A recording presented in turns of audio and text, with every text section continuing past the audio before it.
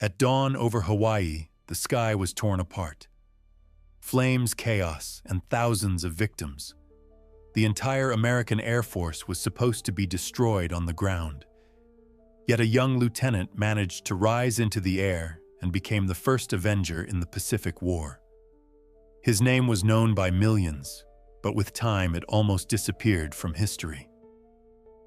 Why did the man who shot down enemies on that very day and proved that America would fight vanish from the textbooks? This pilot not only broke through the attack over Pearl Harbor. Rumors whisper that he secretly crossed the speed of sound before the official record holder. But his achievements were lost behind the curtain of military politics. His death during testing only deepened the mystery. Who wanted to keep him in the shadows of other legends? And why are some convinced his end was no accident? Don't forget to like, leave a comment, and subscribe. You are not here by accident. George Schwartz Welch entered the world on May 18, 1918, in New York.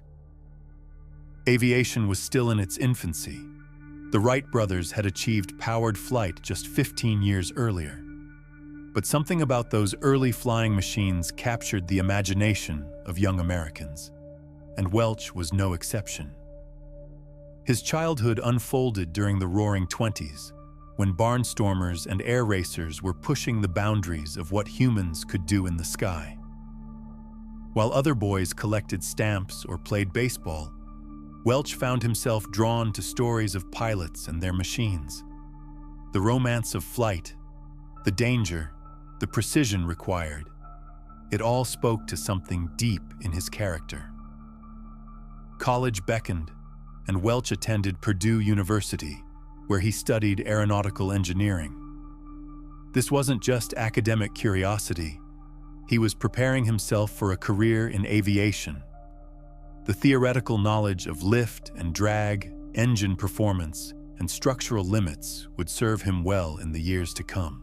More importantly, Purdue had one of the finest aeronautical programs in the country, attracting students who would later reshape American aviation. The late 1930s brought ominous signs from across the Pacific and Atlantic. War clouds were gathering, and America began to prepare, even if reluctantly. For young men like Welch, this meant opportunity. The Army Air Corps was expanding rapidly, seeking pilots who could handle increasingly sophisticated aircraft. Welch enlisted and entered flight training, where his natural abilities quickly became apparent. He had the rare combination of technical knowledge and intuitive feel for aircraft that separates good pilots from exceptional ones. His instructors noted his aggressive flying style, his willingness to push limits, and his remarkable marksmanship. These qualities would soon be tested under the most extreme circumstances imaginable. By 1941, Second Lieutenant George Welch was stationed at Wheeler Field in Hawaii, flying Curtiss P-40 Warhawks. The posting seemed like a dream assignment. Beautiful weather, excellent flying conditions, and what appeared to be a peaceful backwater, far from any potential conflict. None of them could have imagined they were sitting at ground zero of America's entry into World War. The night of December 6th passes like any other in paradise. Welch and his friend Kenneth Taylor spend the evening at a party, enjoying themselves with the carefree attitude of young men who believe tomorrow will be just another routine day. They drive back to their quarters at Wheeler Field in the early morning hours, exhausted but content. Sleep comes easily in the warm Hawaiian air, but at approximately 7:55 on Sunday morning, December 7th, 1941, everything changes forever. The first explosions don't immediately register as enemy action. Training accidents happen, equipment malfunctions, but the sound grows closer, more intense, more sustained. Then someone shouts the words that shatter the morning calm. The Japanese are attacking Pearl Harbor. Most of the American aircraft at Wheeler Field never have a chance. Japanese fighters and dive bombers specifically target the parked planes, turning them into burning wrecks before their crews can even reach them. The attack is methodical, devastating, and almost perfectly executed. Within minutes, America's Pacific air power lies in ruins. But Welch and Taylor are different. While others stand stunned or run for cover, they sprint toward the auxiliary airfield at Halewa, where a few P-40 Warhawks might still be intact. It's a desperate gamble, 10 miles away, through roads that might be strafed at any moment, to reach aircraft that might already be destroyed. The drive to Halewa becomes a race against time. Japanese aircraft appear overhead, but somehow the two young pilots make it through. At the auxiliary field, they find what they hoped for, several P-40s untouched by the attack. No time for proper pre-flight procedures, no time for tactical planning. They climb into their cockpits and fire up the engines. Taking off during an active enemy attack violates every rule of tactical aviation. It's essentially suicide, launching into airspace controlled by enemy fighters with no support, no coordination, and no chance of reinforcement. But Welch and Taylor don't hesitate. Their country is under attack, and they're the only ones in position to respond. Lieutenant Welch is generally credited with shooting down the first Japanese aircraft in the Pacific War, followed seconds later by Taylor's initial victory. What happens next becomes the stuff of legend. Despite being overwhelmed by enemy numbers, despite flying aircraft that aren't quite as maneuverable as the Japanese Zero, despite having no tactical advantage whatsoever, Welch manages to down multiple enemy aircraft. The details of the air combat blur together. A swirling melee of machine gun fire, desperate maneuvers, and split-second decisions that mean the difference between life and death. Welch's aggressive flying style, the same trait that worried his instructors, now becomes his greatest asset. He presses attacks when a more cautious pilot would break off. He takes risks that border on reckless, but somehow they pay off. By the time the Japanese withdraw, Lieutenant Welch was able to make it into the air during the Japanese attack on Pearl Harbor and was credited with shooting down 4 enemy aircraft in aerial combat. 4 confirmed kills in the span of a few hours, under impossible circumstances, in his first real combat. It's a performance that establishes him as one of America's first aerial heroes of World War II. The aftermath of Pearl Harbor brings both recognition and controversy. America desperately needs heroes, symbols of resistance against the seemingly invincible Japanese war machine. Welch and Taylor fit perfectly. Young, handsome, brave Americans who fought back when everything seemed lost. Both pilots were awarded the Distinguished Service Cross. Later, Welch was honored by President Roosevelt at a White House ceremony. The Distinguished Service Cross ranks just below the Medal of Honor in prestige. For 2 young lieutenants who, just days earlier, were unknown outside their squadron, this represents an extraordinary elevation to national prominence. But recognition brings complications. Some question the exact number of aircraft shot down. In the chaos of combat, with multiple pilots engaging targets simultaneously, definitive confirmation becomes nearly impossible. Did Welch really shoot down 4 aircraft, or was it fewer? The fog of war makes certainty elusive, and this ambiguity will follow him throughout his career. The American public, hungry for good news after the devastating losses at Pearl Harbor, embraces the story of the 2 pilots who fought back. Newspapers across the country run their photographs. Radio broadcasts tell their tale. Hollywood begins to take notice, seeing the dramatic potential in their story. For Welch, the attention proves somewhat overwhelming. He's a pilot, not a publicity figure. The war-bond tours and public appearances, while necessary for morale, take him away from what he does best, flying and fighting. But he understands the importance of his symbolic role and fulfills his obligations with the same dedication he brings to combat.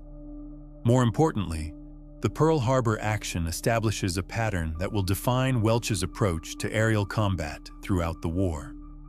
He's aggressive, willing to take calculated risks, and remarkably effective at turning disadvantageous situations to his favor. These traits will serve him well in the savage air battles to come in the Pacific theater. After the publicity tours and ceremonies, Welch returns to the business of war. The Pacific theater in 1942 and 1943 becomes a proving ground for American pilots learning to fight against experienced Japanese aviators. It's a bloody, unforgiving school where mistakes mean death. During the war, Welch flew the Bell P-39 Airacobra and Lockheed P-38 Lightning on 348 combat missions. 348 combat missions, a staggering number that represents months of deadly risk. Each sortie brings the possibility of mechanical failure, enemy action, or simple bad luck ending a promising career. The P-39 Airacobra proves to be a problematic aircraft for most pilots. Despite his aerial victories on December 7, 1941, Welch was dissatisfied with flying the poorly performing Bell P-39 Airacobra. The unusual mid-engine configuration creates handling challenges, and the aircraft's high-altitude performance leaves much to be desired. But Welch adapts, learning to maximize the plane's strengths while compensating for its weaknesses. His combat record during this period becomes increasingly impressive. Exactly 1 year after Pearl Harbor, Welch shot down a Zero and two Aichi D-3A Val dive bombers on December 7, 1942, the first anniversary of Pearl Harbor. It's almost as if he's personally commemorating that fateful morning by continuing to extract revenge from Japanese aviation. The transition to the Lockheed P-38 Lightning marks a turning point in Welch's combat effectiveness. The twin-engine fighter suits his aggressive style perfectly. Fast, well-armed, and capable of mixing it up with the best Japanese fighters on equal terms. Then, on September 2, 1943, flying a Lockheed P-38 Lightning, he shot down 4 more. By war's end, Welch finished the war with 16 victories and rose to the rank of major. 16 confirmed aerial victories places him among the top American aces of World War II, though not quite in the same category as legends like Richard Bong or Thomas Maguire. Still, it's a remarkable achievement for someone who began the war as a second lieutenant with no combat experience. But perhaps more impressive than the raw numbers is the consistency of his performance. Many pilots score several victories early in their careers and then see their effectiveness decline as fatigue and stress take their toll.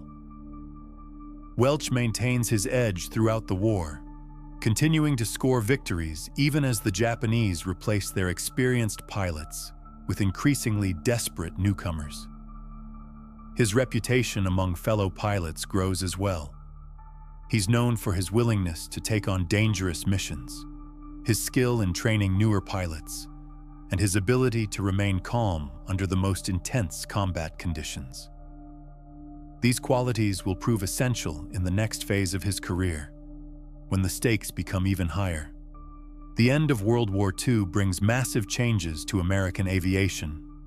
The military contracts that sustained aircraft manufacturers during wartime disappear almost overnight. Companies scramble to find new markets, new missions, and new technologies to keep their businesses alive. For many, the answer lies in the emerging world of jet propulsion and supersonic flight. North American aviation, builders of the famous P-51 Mustang fighter, sees opportunity in this chaos. The company has been working on advanced designs throughout the war, and now they need pilots capable of testing these revolutionary aircraft. The work is dangerous. Experimental aircraft have a disturbing tendency to kill their test pilots, but the potential rewards are enormous. For someone like George Welch, the transition from combat pilot to test pilot seems natural. After the war, Welch became a test pilot for North American Aviation.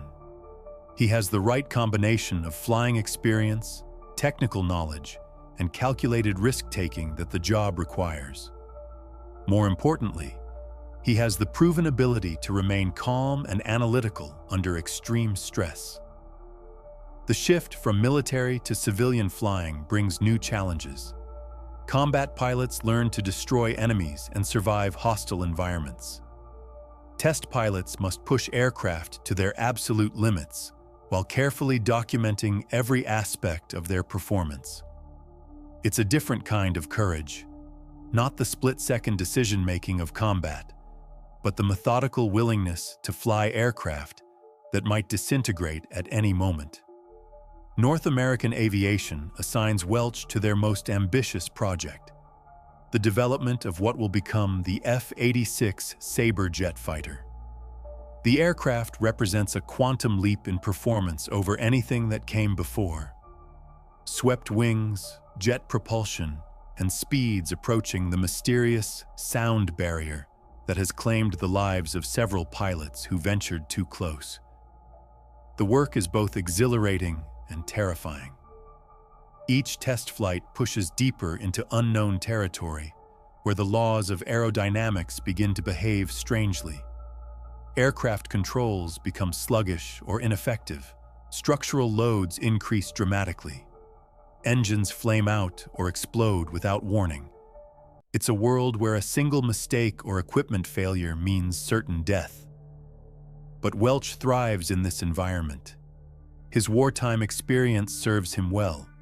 He's accustomed to flying damaged or malfunctioning aircraft, and he has the reflexes needed to handle emergencies. More importantly, he has the analytical mind necessary to extract useful data from each flight, even when things go wrong. October 1st, 1947. George Welch climbs into the cockpit of an experimental aircraft designated XP-86.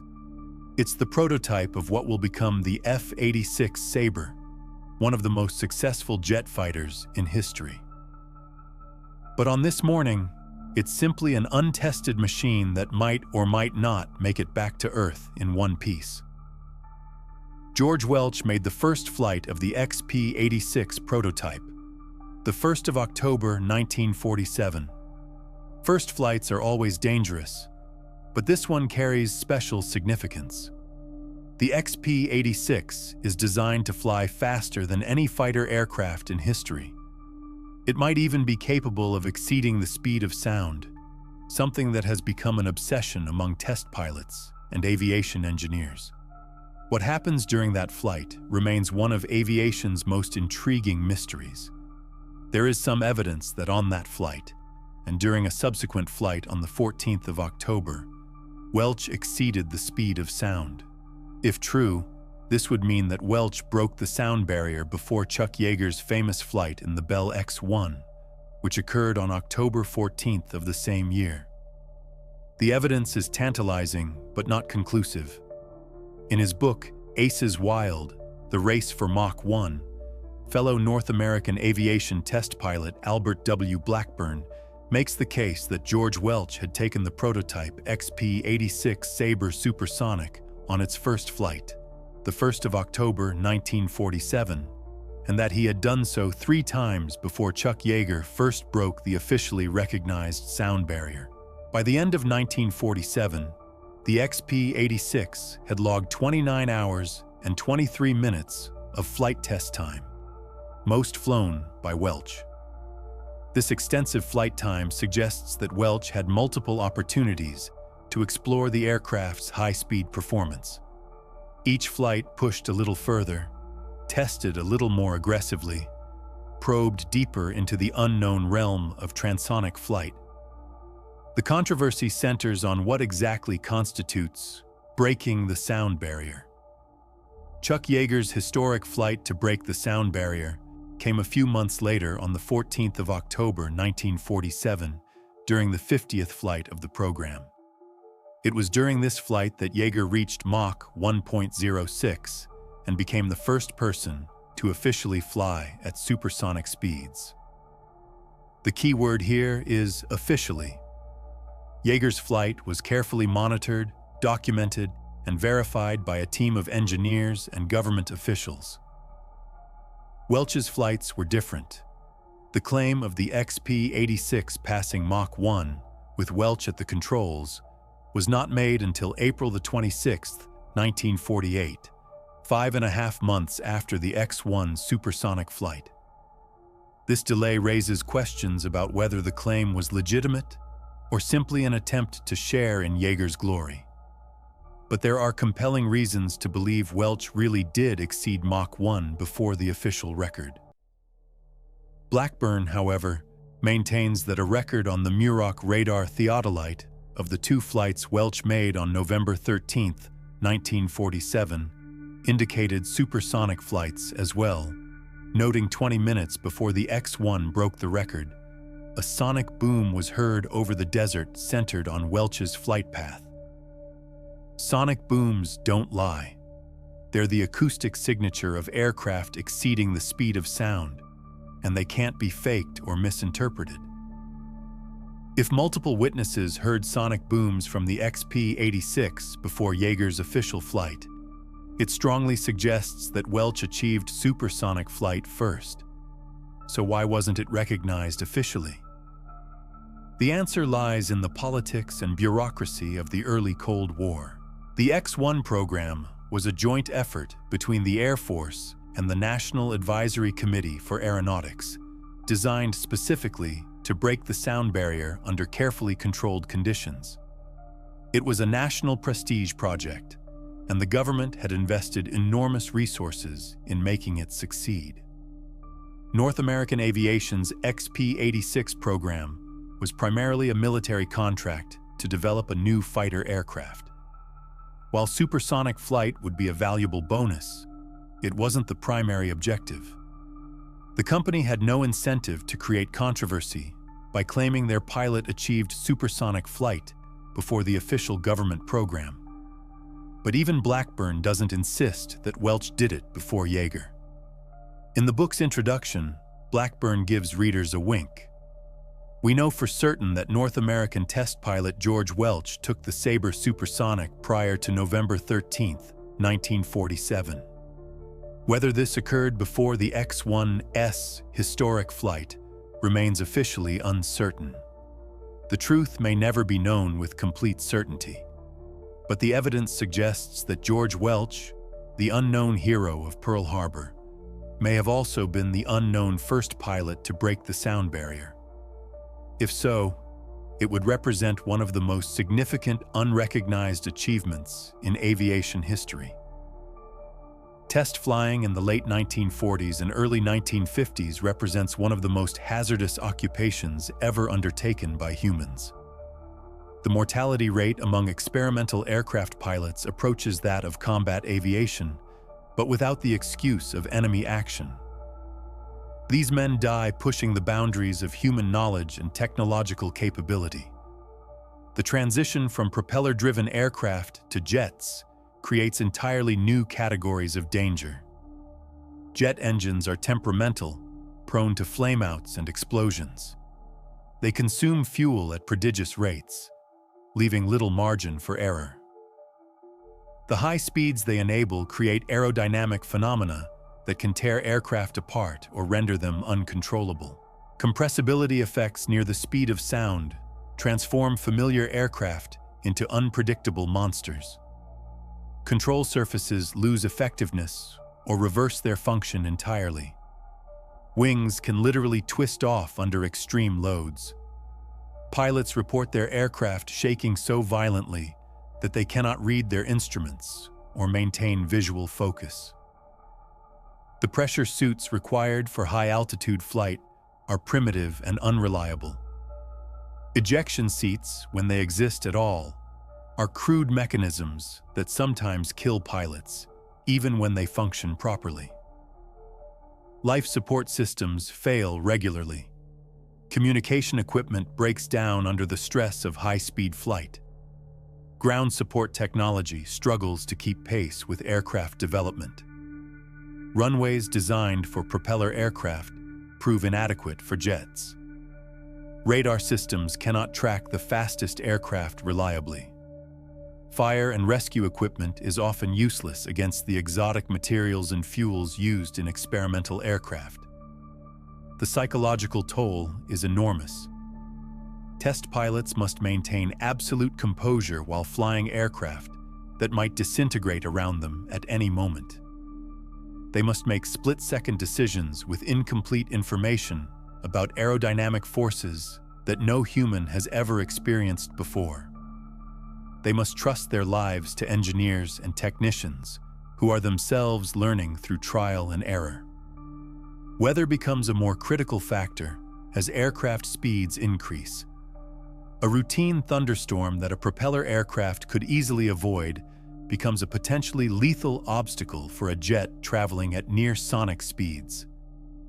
Visibility restrictions that pose minor inconvenience to conventional aircraft can trap high-performance jets without sufficient fuel to reach alternate destinations. Navigation systems designed for slower aircraft become inadequate as jets outrun their own radio signals. Pilots find themselves in unmapped territory, both literally and figuratively, flying faster and higher than any human has gone before. The margin for error shrinks with each increase in performance. Yet men like George Welch continue pushing forward, driven by a combination of patriotic duty, professional pride, and simple curiosity about what lies beyond the next performance barrier. They understand the risks, but they also understand the potential rewards, not for themselves, but for their country and their species. Each successful test flight provides data that makes the next flight marginally safer. Each failure teaches valuable lessons about the limits of human engineering. The process is brutally expensive in human lives, but it advances the state of aviation technology at an unprecedented pace. The Korean War, which begins in 1950, validates many of the risks these test pilots have taken. American jets developed and tested in programs like the F-86 Sabre proved superior to their Soviet-designed opponents, saving countless lives in combat. The test pilots who died perfecting these aircraft contribute posthumously to American air superiority. But the work continues to extract its toll. Aircraft that seem perfectly safe in initial testing develop fatal flaws only after hundreds of hours of flight time. Systems that function flawlessly on the ground fail catastrophically in the air. Pilots who survive dozens of dangerous flights die in routine missions that should pose no significant risk. October 12, 1954. George Welch prepares for what should be a routine test flight in the North American F-100 Super Sabre, the newest addition to the company's line of supersonic fighters. At 36 years old, he has accumulated more high-speed flight experience than virtually any pilot alive. The F-100 is a refined development of the F-86 he knows so well. George Welch is believed to have been the first pilot to exceed the speed of sound. Sonic booms were heard over Muroc Dry Lake 2 weeks prior to Chuck Yeager's flight in the Bell X-1. Welch's flight was in an experimental F-86. Whether or not this claim is true, by 1954, Welch has certainly flown supersonic many times in various aircraft. The F-100 Super Sabre represents the next generation of fighter aircraft, faster, more powerful, and more complex than its predecessors. But with increased performance comes increased risk, and the F-100 program has already experienced its share of difficulties. The aircraft has a tendency toward unpredictable behavior at high speeds, and several test pilots have reported concerning characteristics. What exactly goes wrong during Welch's final flight remains unclear. Witness reports vary, and the wreckage tells only part of the story. What is certain is that something causes the aircraft to become uncontrollable, probably during a high-speed maneuver. The F-100 crashes, killing one of America's most experienced test pilots instantly. He was killed as a test pilot in 1954. The brief official reports cannot capture the magnitude of the loss. Welch dies at the peak of his abilities, with knowledge and experience that cannot be replaced. His death represents not just a personal tragedy, but a significant setback to American aviation development. The investigation that follows reveals troubling aspects of the F-100's design. The aircraft suffers from a phenomenon called inertial coupling, a tendency for roll inputs at high speed to create uncontrollable yaw and pitch motions. This characteristic has caught several pilots off guard, and Welch becomes its most prominent victim. The loss sends shockwaves through the small community of test pilots. If someone with Welch's experience and skills can be killed by aircraft behavior, no one is safe. The incident forces a comprehensive review of test procedures and aircraft design philosophy.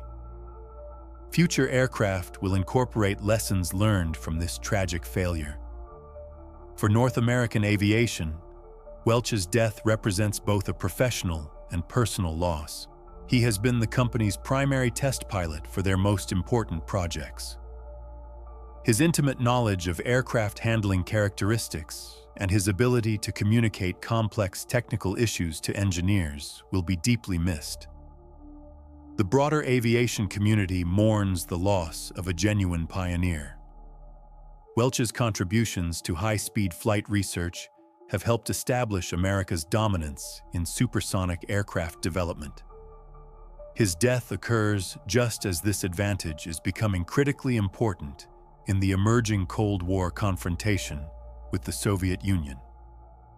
Perhaps most tragically, Welch dies just as his wartime heroics are beginning to be forgotten by the general public. The Pearl Harbor attack, so vivid in 1941, has faded from immediate memory as America focuses on new challenges. The test pilots who sacrificed their lives to maintain American technological superiority receive little recognition compared to combat heroes. His death at such a relatively young age means that many of the stories and insights he might have shared are lost forever. The oral history of early jet aviation loses one of its most important witnesses. Future historians will struggle to reconstruct the full story of supersonic flight development without his testimony. The death of George Welch creates a vacuum that rumors and speculation rush to fill. In the years following his fatal crash, various claims emerge about his true place in aviation history. Some are credible, based on eyewitness accounts and technical evidence. Others venture into conspiracy theory territory, attributing his death to government cover-ups or corporate intrigue. The most persistent rumor concerns his alleged supersonic flights in the XP-86 Sabre. Many people contest that Welch verifiably broke the sound barrier 1 week before Chuck Yeager in his prototype P-86 Sabre. This claim has grown stronger over time, as more witnesses come forward and additional documentation surfaces. Some versions of the story suggest that North American aviation and the Air Force deliberately suppressed Welch's achievement to preserve the prestige of the official X-1 program. This theory argues that too much money and political capital had been invested in Chuck Yeager's attempt to allow a corporate test pilot to claim the historic first supersonic flight. Test pilot and retired Army Air Forces Major George Welch dove a prototype North American F-86 Sabre jet passed Mach 1 2 weeks before the official in-level flight record of the experimental Bell X-1. Sonic booms were heard from the transonic fighters' tests in several places in the desert, according to some accounts. If true, this would make the cover-up even more extensive, involving multiple witnesses and radar operators. Other rumors focus on the circumstances of his death. The F-100 Super Sabre had known handling problems, but some suggest that Welch was specifically testing modifications that made the aircraft even more dangerous than usual. According to this theory, he died while trying to solve problems that other pilots had refused to tackle. A more sinister variation claims that Welch was eliminated because he knew too much about classified programs or because he was planning to go public with his supersonic flight claims. This conspiracy theory lacks credible evidence, but it persists among certain circles of aviation enthusiasts who believe the official story doesn't explain all the facts. The timing of his death, coming just as the Cold War was intensifying, feeds speculation about possible connections to military secrets or Soviet espionage. Some suggest that Welch had access to information about advanced aircraft designs that made him a security risk. Again, no evidence supports these claims, but they demonstrate the mythical status he has achieved. More credible researchers focus on the technical aspects of his alleged supersonic flights. They analyze radar records, witness testimony, and aircraft performance data to build a case that Welch really did exceed Mach 1 before the official record. These investigations are hampered by the classified nature of much of the relevant information, but they continue to uncover compelling evidence. The aerospace industry's tendency towards secrecy during the early Cold War creates fertile ground for speculation. Many experimental programs remain classified decades after completion. Official records are incomplete or have been destroyed. Key witnesses are bound by security oaths that prevent them from speaking publicly about their experiences. Aviation historians struggle with this legacy of secrecy. They must piece together the story of early supersonic flight from fragments of information, often contradictory and incomplete. In this environment, legends grow and speculation flourishes, making it difficult to separate fact from fiction. The absence of definitive documentation about Welch's achievements allows different groups to claim him for their own purposes. Military aviation enthusiasts portray him as an unsung hero whose contributions have been deliberately obscured. Test pilot communities honor him as a martyr to the cause of aerospace development. Conspiracy theorists see him as a victim of government cover-ups. What seems clear is that George Welch accomplished far more than the official record indicates. Whether he was truly the first person to exceed the speed of sound may never be definitively proven, but the weight of circumstantial evidence suggests that his place in aviation history has been significantly understated.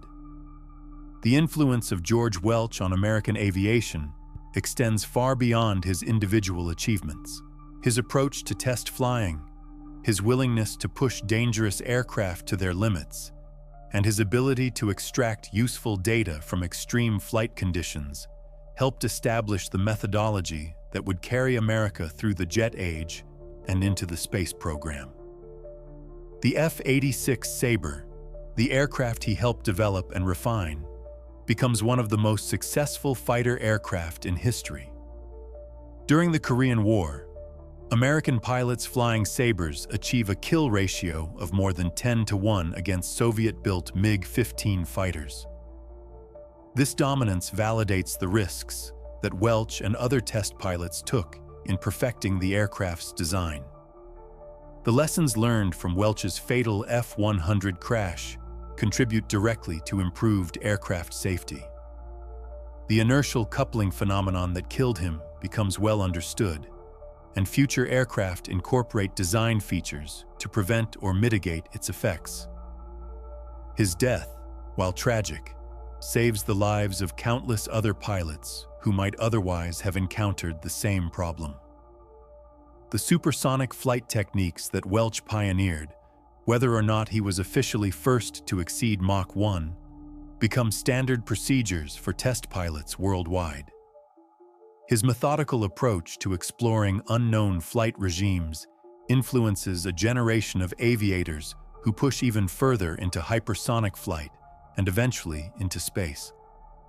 North American aviation's success in the fighter aircraft market owes much to the groundwork laid by Welch's test flights.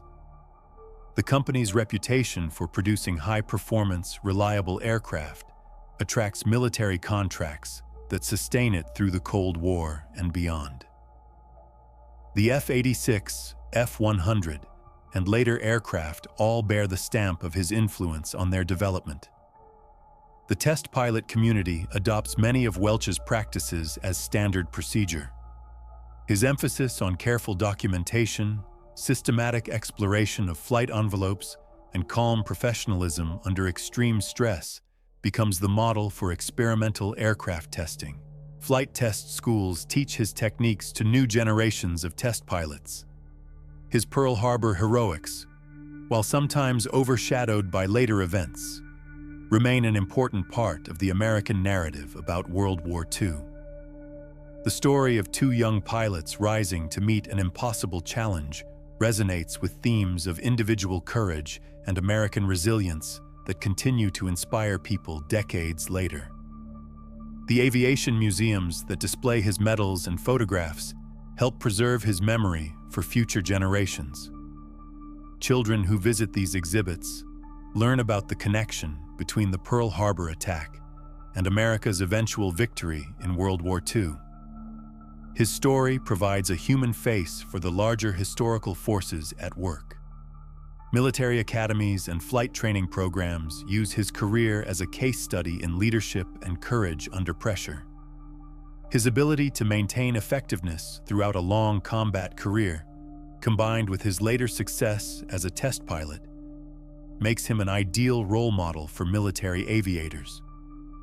The aerospace industry's continued emphasis on flight testing owes much to pioneers like Welch, who established the importance of thorough experimental programs. Modern aircraft development, whether military or civilian, follows procedures that evolved directly from the work he and his contemporaries performed in the early jet age. His influence extends beyond aviation into broader American culture.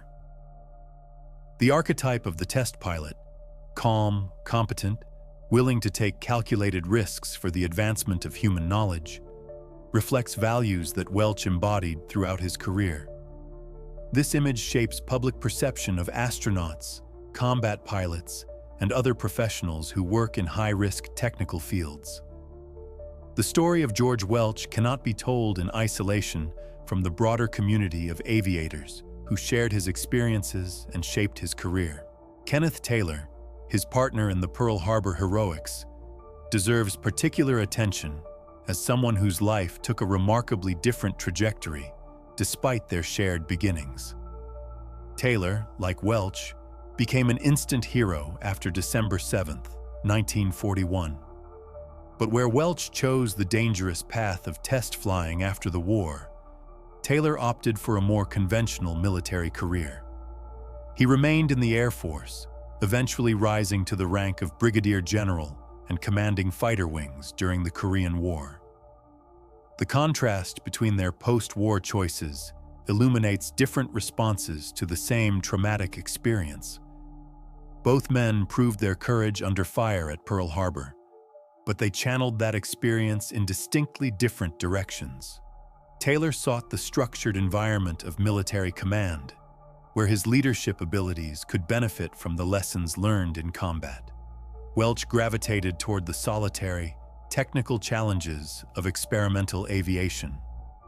Their friendship endured despite these different paths. Taylor often spoke publicly about their shared experience at Pearl Harbor, helping to keep Welch's memory alive even as his friend disappeared into the secretive world of classified test programs. The two men represented complementary aspects of American aviation. Taylor, the military leader; Welch, the technological pioneer. Other forgotten heroes of Pearl Harbor deserve recognition alongside Welch and Taylor. Second Lieutenant Lewis Sanders managed to get his P-36 fighter airborne and shot down 2 Japanese aircraft before being shot down himself, surviving a crash landing with severe burns. His achievement received less attention because he was flying an obsolete aircraft type, but his courage was no less remarkable. Lieutenant George Whiteman died attempting to take off in his P-40 at Bellows Field. Enemy strafing caught his aircraft just as it became airborne, killing him instantly. His sacrifice represents the fate that easily could have befallen Welch and Taylor, the thin line between heroism and tragedy that defined that morning. Pilot Officer Kenneth Rasmussen, a Royal Air Force exchange pilot serving with American forces, also managed to get airborne during the attack. His presence illustrates the international dimension of Pearl Harbor, often overlooked in American accounts of the battle. Foreign military personnel stationed in Hawaii shared the danger and responded with the same courage as their American counterparts. The broader story of experimental aviation in the 1940s and 50s reveals a community of extraordinary individuals pushing the boundaries of human flight. Chuck Yeager, despite the controversy over who first exceeded the speed of sound, remains the most famous supersonic pioneer. His methodical approach to test flying and his ability to communicate complex technical concepts made him an ideal spokesman for the X-1 program.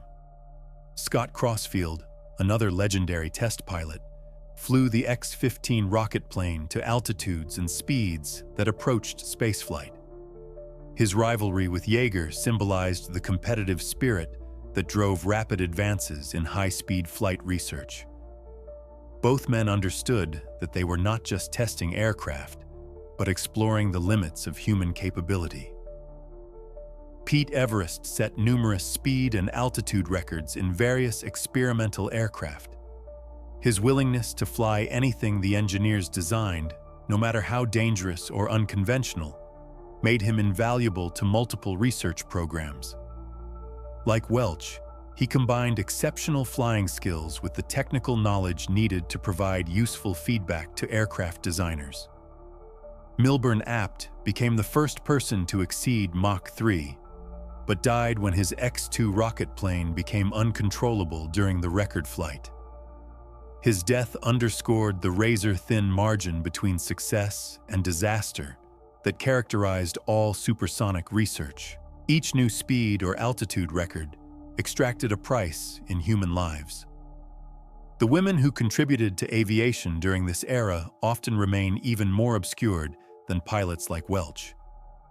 Jackie Cochran set numerous speed records in jet aircraft and played a crucial role in training women pilots during World War II. Her achievements in high-speed flight rival those of any male pilot, but received less recognition due to the prejudices of the era. Test pilot widows formed an unofficial support network, understanding better than anyone the psychological toll of experimental aviation.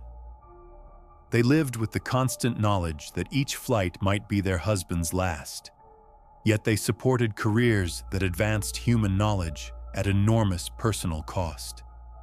Their resilience enabled the men to focus completely on their dangerous work. The engineers and technicians who designed and maintained experimental aircraft deserve equal recognition with the pilots who flew them. Ed Heinemann, who designed many of the aircraft Welch tested, possessed an intuitive understanding of aerodynamics that made him one of the most successful aircraft designers in history. His creations consistently exceeded their design specifications and proved remarkably reliable in service. Dutch Kindleberger, president of North American Aviation during Welch's tenure, created the corporate culture that attracted outstanding test pilots and enabled rapid aircraft development. His willingness to take risks on advanced designs, combined with his ability to manage complex engineering programs, made North American one of the most successful aerospace companies of the jet age. The mechanics and ground crews who prepared experimental aircraft for flight worked under enormous pressure, knowing that a single oversight could kill a pilot and destroy years of development work. Their attention to detail and professional competence provided the foundation that allowed pilots like Welch to push aircraft to their absolute limits. The story extends into the space program, where many of the techniques and procedures developed by early jet test pilots found new application. The methodical approach to exploring unknown flight regimes, the emphasis on careful documentation, and the acceptance of calculated risk all transferred directly from supersonic flight research to spacecraft development. Test pilots like Neil Armstrong, who flew the X-15 before becoming an astronaut, embodied the direct connection between supersonic aviation and space exploration. The same qualities that made someone an effective experimental aircraft pilot, technical competence, calm decision-making under pressure, and willingness to venture into the unknown, proved essential for space travel. The Cold War context that drove much of this development cannot be ignored. The competition with the Soviet Union provided both the funding and the urgency that accelerated American aviation progress. Test pilots like Welch understood that their work contributed directly to national security, adding patriotic motivation to their professional dedication. Soviet test pilots faced similar challenges and demonstrated comparable courage, though their stories remain largely unknown in the West. The parallel development of supersonic aircraft in both countries created a hidden dimension of Cold War competition, fought in the skies above remote test ranges rather than on conventional battlefields. The legacy of this era extends far beyond aviation. The systematic approach to exploring technological frontiers, developed by test pilots and aerospace engineers, influences everything from computer development to medical research.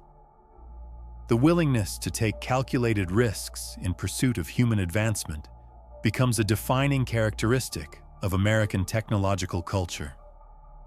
Modern experimental aviation continues to build on the foundation laid by pioneers like George Welch. The pilots who test stealth aircraft, hypersonic vehicles, and experimental spacecraft follow procedures that evolved directly from the work performed in the early jet age. Each new generation of test pilots inherits the methods and traditions established by their predecessors. The gradual declassification of Cold War-era programs continues to reveal new information about pilots like Welch and their achievements. Documents that remained secret for decades now provide glimpses into the real story of supersonic flight development. Future historians may finally be able to definitively establish who deserves credit for various pioneering flights. The human cost of this progress remains sobering. Test pilot mortality rates in the 1940s and 50s approached those of combat aviation, but without the justification of active warfare. These men died not fighting enemies, but pushing the boundaries of human knowledge and capability. Their sacrifice enabled advances that benefit all of humanity. George Welch represents the best of this tradition, a combat veteran who channeled his skills and courage into peaceful technological advancement. His story embodies the transformation of American aviation from wartime necessity to Cold War competition to civilian progress. Whether he was first to break the sound barrier or simply one of many who contributed to supersonic flight development, his place in aviation history is secure. The mystery surrounding his achievements may never be completely resolved, but perhaps that is appropriate. The early jet age was a time when the impossible became routine, when ordinary men accomplished extraordinary things, and when the future arrived faster than anyone imagined possible. In that context, George Welch stands as a symbol of American aviation at its most daring and innovative, a reminder that progress requires individuals willing to risk everything for the advancement of human knowledge.